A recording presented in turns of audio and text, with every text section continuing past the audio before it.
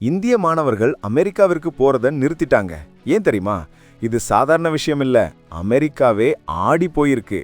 உங்களுக்கும் உங்க ஃபியூச்சர் பிளானுக்கும் இது ரொம்ப முக்கியம். இந்த 60 வினாடில முழு உண்மையும் சொல்றேன், கவனமா கேளுங்க. இப்ப எல்லாரும் ஐடி சாஃப்ட்வேர்னு சொல்லி அமெரிக்கால படிக்கிறதுக்கு தான் துடிப்பாங்க. இந்திய மாணவர்கள் தான் அங்க அதிகமா போய்கிட்டு இருந்தாங்க, கனவு கண்டுட்டு இருந்தாங்க. ஆனா உண்மை என்னன்னு தெரியுமா? இந்த வருஷம் அமெரிக்கால சர்வதேச மாணவர் சேர்க்கை 17% குறைஞ்சு போச்சான். அதுக்கு மெயின் காரணம் இந்திய மாணவர்கள் குறைஞ்சதுதான். நம்பவே முடியல இல்லையா? அமெரிக்க கல்வி நிறுவனங்களே இதை சொல்லியிருக்காங்க. 96% கல்வி நிறுவனங்கள் விசா நடைமுறைகள்ல இருக்கிற சிக்கல் தான் பிரச்சனைன்னு சொல்றாங்க.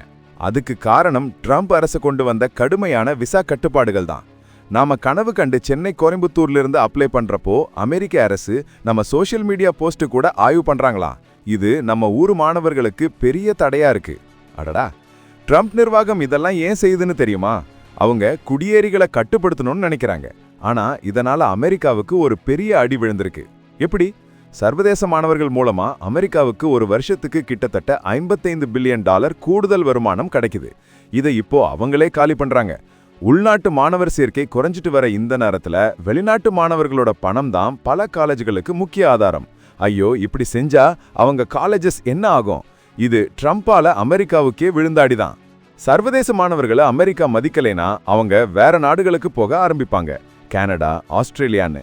அமெரிக்க கல்வித்துறை இந்த நிதி நெருக்கடியை எப்படி சமாளிக்க போகுதுன்னு தெரியல. பெரிய ட்விஸ்ட் காத்திருக்கு. இப்போ நீங்க அமெரிக்காவுக்கு படிக்க போற ஐடியாவை மாத்திப்பீங்களா? கனடா, ஆஸ்திரேலியா பெட்டரா? நீங்க என்ன நினைக்கிறீங்க? உங்க கருத்தை காமெண்ட் செக்ஷன்ல சொல்லுங்க. லைக் பண்ணிட்டு ஷேர் பண்ணுங்க. மறக்காம சப்ஸ்கிரைப் பண்ணுங்க. அமெரிக்காவை ஆட்டி படைச்ச இந்திய மாணவர்களோட முடிவு இதுதான்.